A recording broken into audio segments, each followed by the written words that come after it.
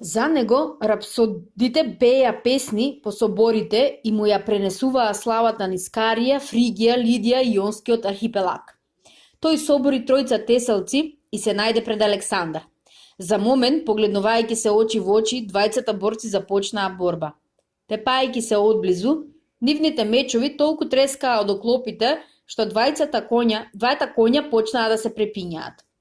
Спитридат, откако собори неколку тракиски коњаници, пробиваше пат движејќи се низ групата војници. Страшниот варварин замавна со големиот мач и речиси на половина го пресече Калика, проучен стрелец го турна од конјот Протита и му ја пресече раката на Калидамет. Додека Ресак и Александар се бореа, Спитридат го дотера конјот до борците и го натера вкосо кон кралот. Не обзирајќи се на својата витешка слава, сатрапот го нападна Александар. Смрт на кралот варварин, викна и со мечот го тресна Александар по глава. Но ударот даден одстрана ја изгуби силата, сепак мечот откина парче од шлемот со бело перо. Кралот, не обзирувајќи се на Спитридрата, се стресе и уште пожестоко го нападна Ресака. Лидискиот сатрап и повторпат го крена мечот, но не стаса да го спушти. Клит, кого го викаа Црн, подвикна: "Зарем двајца на еден?" Тој го пушти копието и низ оклопот го прободе Спитридрата, речиси во ист момент Александровиот меч го пресече Ресаковото грло. Дотогаш македонските коњаници постојано преминуваа преку реката, а по нив пешаците држејќи се за опашките од коњите. Кога персијанците видеа дека им загинаа двајца најдобри борци, се поколебаа и расипувајќи го бојниот ред, почнаа да се повлекуваат, додека не фатија да бегаат. Елинските наемници, повлекувајќи се на едноридче, се тепаа како да беа решени сите да умрат. Кога го виде тоа, Александар викна: "Фрлајте го оружјето, предавници, сите ќе ви истепаме."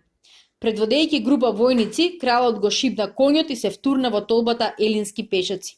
Тие, борејќи се под високото место, ги дочекаа македонските војници со копија и мечови. Тепајќи и бодејќи од близина, кралот почна да се пробива низ нивниот боен ред. По него, како страшни жетвари, пустошеа македонците и тебанците, бесни што им се дава отпор. Елините од сите страни го нападнаа Александар.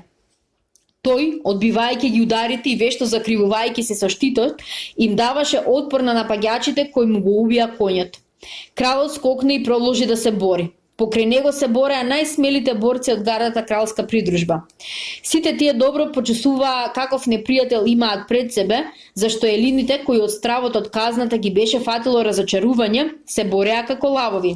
Најпосле, обколени од сите страни, собрани на куп, притиснати, туркани, тепани и убивани, кога видоа дека борбата е залудна, шкратајќи со забитот бес, го изфрлија јужето и се предада. За тоа време македонците, тракиците, тесалците, пеоњаните и аргивјаните ги бркаа персијанците низ широкото поле. Бегајќи во групи, дариевите војници, мрднати од страв, налетуваа едни на други и собирани паѓаа под мечовите и копијата на македонските војници. Дивите борци од Родопските планини и Хема, како волци напаѓаа, растргнуваа и сечаа со мечовите и бојните секери, соборувајќи и коњи и јавачи. Тракиските пешаци налетаа на коњаниците, се фаќаа за узенги, бодеа со ножевите коњи, паѓаа со нив и се колеа со јавачите. Лудата храброст на Александар ги охрабри борците. Неговата силна волја премина на сите и секого. Раздразнети до безумство, македонските војници ги сечаа и тепаа бегалците, додека им досасуваше здив во градите. Најпосле, премалени од замор и искрвавени, на знакот од трубата почнаа да се собираат околу својот крал. Така течеше и така се заврши борбата на реката Граник. Во неа, Александар му покажа на персискиот цар Дарие со каква војска треба да се бори. Во борбата паднаа околу 20.000 персиски војници, а македонци с размерно помал број. Златен и сребрен накин, скапоциви чаши, пурпурни ткаенини и други драгоценности Александар испрати во Пела, подарок на својата мајка Олимпијада. На атињаните им испрати 300 штитови, исто толку оклопи, мечови и копија и голем дел од пленот. Покрај тоа испрати надпис: Александар, синот Филипов и елините, освен спартанците, го заробија ова од варварите што живеат во Азија. Во борбата учествуваа на македонска страна околу 2000 елини, но кралот со желба и другите да ги придобие за себе, им го испрати овој ласкав надпис. Храбрите среќата ги помага. Глава 15. Разочарувањето на младиот крал ги поради пропаста на Теба не траеше долго. Веста дека трговците во градот го затреле виното во своите подруми, повторно го разбесне. Покрај тоа, офицерите, сите редум алчни за плячка, нагрнаа на него и тој одобри да се распродадат 30.000 заробени тебанци. Нека не те возбудува судбината на тебанците, рече Антипатар. Одмаздата на востаничките елини мора да биде спроведена докрај. Теба веќе не постои, додаде Кала. Нека ги нема и тебанците. Тие што побегнале од градот и што успеале да се спасат со својата омраза, секогаш ќе ни бидат за петиците. Перменион одобруваше нишајќи ја главата. Во право сте, рече. Тебанците ни ја истепаа посадата, да им простевме и да преминевме преку тоа, би имале достатно причини да зажалиме. Тие нашата благодарност би ја сметале за слабост, а да не зборуваме за тоа дека дрскоста на востаниците би ги пробудила и другите елини да се гредат на оружје против нас. Мислам дека оваа одмазда е двојно добра, заради нашата безбедност и како опомена за другите држави во Алада. Секому му ја покажавме својата сила и тупаница. Ке видиме како ќе се покажат другите по пропаста на Теба. Очекувам стравот да ги натера на покорност. Перменион беше во право. Аркадјаните што беа тргнале во помош на тебанците, откако чуе за поразот, ги истепаа своите водачи и покорно му придоа на Александар, молејќи го да ги прими во својата војска како наемници. Етолците ги вратија од прогонство приврзанаците на кралот Филип, кои беа порано истерани по наговорот на Демостена. И прогонетите и тие што ги избркаа некогаш одеа заедно да му се поклонат на македонскиот крал. Фокиѓаните ја заборавија светата војна, кога кралот Филип заедно со тебанците ги тепаше како безбожници и оштетувачи на посветеното земјиште и сите со ред нагрнаа во македонската војска. Атињаните, престрашени, ја прекинаа започнатата свеченост во Елусина. Тие ги напуштија мистериозните посветувања и плашејќи се повеќе од Александар отколку од гневот на боговите, како бездуше побегнаа во Атина. Меѓутоа им дојдоа македонски пратеници. Не покажувајќи им никакви знаци на непријателство, пратениците рекоа дека ги испратил кралот со поздрав за атинските граѓани и со молба никако поинаку да не го сметаат, туку само како вистински пријател. Кога атињаните видоа дека работата не е толку црна како што очекуваа, издивнаа и се ослободија од стравот. Што бараш од нас, праша еден стратег. Тој што ја уништи Теба сигурно не ви испрати овде да не ја изјавите неговата покорност. Има барање, одговори водачот на пратениците. Дојдовме да побараме докази за вашето пријателство. Докази? Да, бараме да не ги предадете вашите и нашите непријатели. Кои се тие? Демостен, Хепирит, Мерокле, Ликург и другите чии имиња ќе ги споменеме. Во соборот се создаде врева и мешаница. Атињаните не навикнале да ги предаваат своите граѓани, се чу еден глас. Не даваме ни еден, никого нема да издадеме, викнаа другите. Што ќе стане ако не ги задоволиме барањата на вашиот крал, праша стратегот. Во тој случај нашиот крал нема вас да ве смета за пријатели. Наспроти стравот, атињанските градани не предадоа ни еден свој државник. Другите елини му се придружија на македонскиот освојувач и почнаа да му испраќаат своји војници како доброволци. Но многу стари заколнати непријатели на македонците, кои не сакаа да му се подчинат, се префрлија во Мала Азија со намера да се приклучат на македонската војска како наемници. Александар сметаше дека ништо веќе не го спречува да ја почне големата војна. На Антипатар му ја предаде Македонија на управување, ја понесе целата војска пролетта и отиде на Амфипол, а оттаму преку устието на реката Стримон, стаса до градот Абдера. Македонската војска, составена од 30.000 пешаци и 5.000 коњаници, одејќи низ дивите предели обраснати со густа шума, преминувајќи планини и планински падини, стаса до реката Хибера, се префрли преку неа и се залогори во близината на Сест. За 3 недели марширање, Александровите војници поминаа од Македонија до местото каде што персискиот цар Ксеркс, кој 146 години порано направил Пантонски мост и преминал на европска земја. Војниците, иако изморени од воените напори и долгиот пат, со возбуда го очекуваа моментот кога ќе се префрлат во Мала Азија, за која во тоа време кружеа приказни дека е неизмерно богата. 3 дена подоцна војската почна да се префрла преку Хелеспонт во близината на Абида. Беа употребени голем број лаги, чамци и чунови. Александар, опколен со наистакнатите офицери од гардата кралска придружба, беше на покривот на најголемата лагја. Кога стаса на половина пат, кралот закла бик и начекувајќи ја крвта во чинија, ја истори во морето повикувајќи го Поседона и Невида, боговите заштитници на бродарите. Варварите што пресвоива нападините и котините на планините, одеа уште од Амфипол по трагите на македонската војска, молејќи патем кралот да ги прими како наемници. Тракиците, пеонјаните, трибалите и агривањите, откако почестуваа дека се готви голема војна во Мала Азија и дека е блиску голем плен, толку навалуваа што Александар испраќаше на нив по неколку добро вооружени одреди да ги бркаат и растеруваат. И како можеше да зема вооружени одреди да ги во војската и варвари, кога имаше храна само за 1 месец? Кога и последниот дел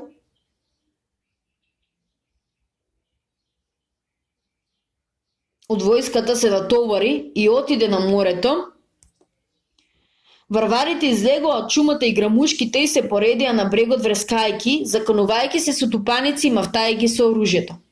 Кога стигна до градот Троја, Александар му принесе жртва на Ахила и божицата Атена и се залогори во подножјето на ридот Ида. Во градот Зелија беше се насобрала персиска војска, 20.000 коњаници и толку пешаци, повеќето елински доброволци. Бидејќи не можеа сите да се сместат во малечкиот град, многу војници престојуваа под ведро небо во близина на Зелеја. Макар што во градот имаше достатно храна, сатрапот Спитридат ги натреда селаните да носат стока и живина, јајца, сирење и пченица. Спитридат беше сатрап на Лидија и Јонија. Горделивиот персијанец, робски одан на кралот Дарие, ги презираше другите војсководители Арсама, Нефата и Арсита. И сите тие тројца од варварско потекло, иако во милост на царот го мраза од дното на душата сатрапот и му се плаша, зашто ниеден од нив не можеше да му напакости кај царот, ниту се осудуваше со него да го скрсти мечот. Кој би смел да удри на војникот, прочуен со својата суровост и славен Мегданџија? Спитридат 1 година порано беше губил борецот Никеар од Кирија и ја однесе неговата жена убавица. Адемир од Сарда, сакајќи да го одмазди својот убиен роднина, го предизвика сатрапот на Мегдан и го изгуби животот. Кога шпионите јавија дека македонската војска се наоѓа оддалече се на се 3 дена одење од Зелеја, меѓу персиските војници настана мешаница. Колку ги има, каде одат, кој ги предводи, прашуваа многу и добиваа произволни одговори, зашто никој не знаеше каде се наоѓаат македонците и од која страна ќе дојдат. Водачите се состанаа да се советуваат. Атист, војник кој животот го поминал тепајќи се со вечните востаници, домородците околу Ламсик, по мучуриштата на реката Практија и по пространите шуми што се протегаа кон север до градот Приер, зеде збор. Непријателот ни е блиску, треба добро да размислиме што да направиме. Дали да му појдеме во пресред или да го дочекаме овде. Изгледа дека оваа вторава можност е покорисна за нас, зашто ќе се бориме против војска изморена од долгиот пат. Шпионите најавуваат дека непријателот има недостиг на храна. Нашите војници, одморени и полни со борбена сила, лесно ќе ги совладаат македонците кои пешечат со денови и јаваат ослабнати коњи. Спитридат презриво ги собра равениците и одмамна со главата. Не се согласува, рече. Ќе појдеме на непријателот и каде што ќе се сретнеме ќе почнеме борба. Се согласував, додаде Нефат. Нам предпазливост не ни е потребна, појаки сме и ќе ја добиеме победата. Другите водачи во недоумица, кој предлог да го прифатат, се загледа и неубедливо му одобруваа на Ариста или Спитридата. Истиот ден стасат од Зелија, Немон од Родос, водејќи 2000 доброволци елини. Другите водачи токму него како да го очекуваа, бидејќи не донесоа одлука, повторно се состанаа на советување. Немнон не одобри ниеден од дадените предлози и изнесе свое мислење. Опасно е да се напаѓаат македонците, рече. Во отворена борба тие се појаки од нас, зашто ги предводи Александар лично, дека Дарие е далеку од нас. Поради тоа, предлагам пред непријателот да се уништи сета храна, човечка и сточна, да се запалат житата, да се изорнат селата и да се турнат мостовите. А ние со војската да се повлечеме до Граник, да ја преминеме реката и на другиот брег да развиеме боен ред. Спитридат громко се насмеа. Тогаш нема да дојде до борба, рече. Зошто? Зашто кога ќе биде реката меѓу нас и непријателот, кој ќе може да го нападне? И другите војници прснаа во смеа. Да се побегне на другиот брег, реката да не дели, па тогаш до борба не може да дојде, викнаа. Затоа вие не грижете се, викна Мемнон. Александар ќе ве нападне, тој не знае за пречки. Меѓутоа, неколку офицери, макар што се плашеа од Спитридета, го поддржуваа Мемнона. Настана расправија што се претвори во кавга и за малку не дојде до тепачка. Вечерината стаса гласник кај Митридата, зетот на царот Дарие. Тој донесе наредба војската да се повлекува кон реката Граник. Граник, планинска река, брза во горниот трек со длабоко засечено корито и високи брегови, носи во рамницата тиња, скапани лисија и искинати стебла од рогози, барски трски и шевар. Долната половина на реката има благ тек и покри високите брегови и дебелите пластови кал. Александар стаса со војската на неколку илјади чекори од реката. Одејќи по трагите на персиската војска, беше на линијата на низиното движење. За да не биде изненаден, кралот испрати напред 500 коњаници, нареди да се развие боен ред и во таков поредок стаса до реката. Скриени во врабјаците и јасиките, македонските војници поседнаа по тревата, а офицерите фатија да се советуваат со кралот како да ја почнат борбата. Хегелох, водачот на извидницата од 500 коњаници, се врати со извештај. Непријателите ја преминаа реката и на другиот брег поставија боен ред. Персиските коњаници, густо збиени, се наредија долж брегот, а зад нив на падините на брегот стои пешадијата. Напад е невозможен, заврши офицерот. Јасно, рече Кала, од високиот брег ќе не толчат в глава и сите ќе не потепаат. Тие се сигурни дека нема да ги нападнеме, рече Клит. Ќе извршиме напад, мирно рече кралот. Може би било подобро реката да ја поминеме ноќе по темница, рече Перменион. Јас не крадам победи, врати Александар, слезе од бикефала и му нареди на сеизот да му донесе друг коњ. Како да се правдаше, кралот рече: не би сакал варварите да губиат мојот љубимец. Сеизот го одведе букефала, а Александар јавна друг коњ и го потера низ врвјакот. Зарем сега на сред ден нема да стасаме до другиот брег? Ова е самоубиство, завика офицерите. Напред македонци, викна кралот. Офицерите се погледнаа, па еден по еден ги јавнаа коњите и тргнаа по кралот. Другите војници, откако го слушнаа повикот на Александар, во групи се втурнаа низ врбјакот. Кога стигнаа до реката, македонците видоа на другиот брег збиени редови персиски коњаници. Стоејќи на повисоко место, со вперени копја и сукани мечови, се гледаа како на дланка. Александар им се обрна на своите војници. Македонци, сега на сред ден ќе го нападнеме непријателот. Персијанците не ни се плашат зашто уште не ја запознале нашата сила. Од оваа борба зависи и излезот на војната. Овој брег е стрмен, уплашено рече Перменион. Храбрите среќа ги следи, викна Александар и го втера коњот во реката. Македонските војници, навикнати на брзо маневрирање, веќе беа во боен ред. На левото крило беше тесалиската коњица што ја водеше Кала, синот на Харпал. Зад коњицата беа тракијците под водство на Агатон, а покрај нив пешаците под водство на Малегера и Филип. Целото лево крило го предводеше Парменион. На десното крило беа стрелците од гардата кралска придружба. Нив ги водеше Филота, синот на Перменион. На чело на коњенеците со тешки копја беа Сократ и Аминта, синот Арабиев. Александар, опколен со најсмелите борци, се наоѓаше во центарот.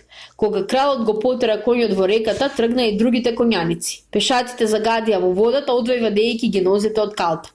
Коњаничките чети на Аминта и Сократ први ги примеа ударите. Персијанците ги посипаа со плискоти од стрели и джилити и македонците да не беа под шлемови и во оклопи со ретки изгинеа.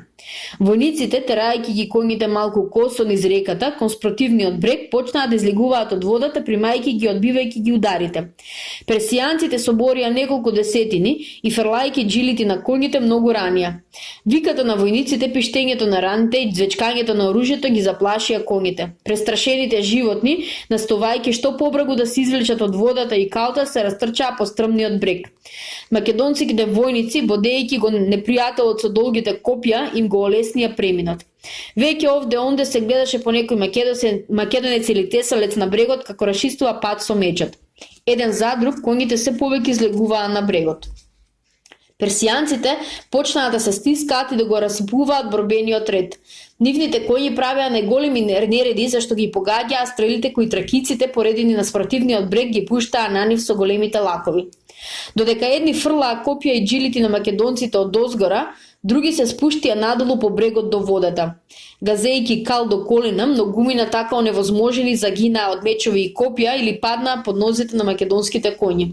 По должината на целиот брег, на неколку стотини чекори, се водеше жестока борба. Македонците по секоја цена сакаа да се дофатат за сува земја. Борејќи се на несигурната почва, беа во страшна положба. Персијанците, не секајќи да го попуштат, бесно ги одбиваа нивните налети, туркајќи се по брегот и пречејќи си едни на друг. Мемемнон од Родос, обколен со доброволци од Елада, му задаваше најголемите шкоти на непријателот. Фрлајќи копија од високиот брег, елините соборија многу македонци од коњите. Додека Сократ и Аминта со 100 коњаници, потеснувајќи го непријателот на големо се тепаа на сува земја, густо собраната толпа коњаници околу Александар, бодејќи ги со долгите копија противниците, најпосле излезе на брегот и почна борба. Низ направениот продир навалија и другите војници преплавувајќи го полето. Најжестока борба се водеше околу Александар. Во блескав шлем и оклоп, во раскошна облека и на кој со прекрасна опрема, кралот им пагеше во очи на персиските војници. И нивните најхрабри борци се нафрлеа од сите страни кон местото каде што се бореше Александар. Макар што борбата беше коничка, борците толку што измешаа и се истепаа, што повеќе се тепаа со ножеви и тупаници, отколку со меч и копија. За тоа време другите македонци речиси непречено се префрлаа преку реката и кој како што излегуваше од брегот ја ришеше во борба. Викањето на војниците се стискаа, се туркаа и мешеви. Македонците се бореа со сета сила да заземат што повеќе земја, а персијанците да ги потеснат и фрлат во река. Александровите војници, прејаки со сила и повешти војци во поединечни судари, постојано ги притискаа противниците и заземаа се повеќе земја. Во текот на борбата на Александар му се скрши копјето. Некој бргу му даде друго. Македонците застанаа во момент и изгледаше како да се поколебаа. Тоа го забележа Миридит, Дариевиот зет. Откако застана на чело на една група коњаници кои одеа во форма на клин, сатрапот се втурна на Александар. Околу македонскиот крал беа Пердика, Кен, Кратер и Аминта, синот Андромедов. Обколени со тесалските коњаници, тие ја дочекаа непријателската конјица со копја и мечеви. На изненадување на сите војници, Александар го шипна ждребецот што го јаваше и изледа од борбениот ред. И додека другите се стрчаа по него да го заштитат, неговото копје го погоди сатрапот сред лице. Персијанецот офна и падна од конјот. Тесалските коњаници под раководство на Кент и Филип и тракиците под раководство на Агатон се втурнаа со сета жестина на персискиот боен ред. Меѓу персиските војници се истекна Ресак, прочуен борец во поединечни борци, љубомец на царот Дарија.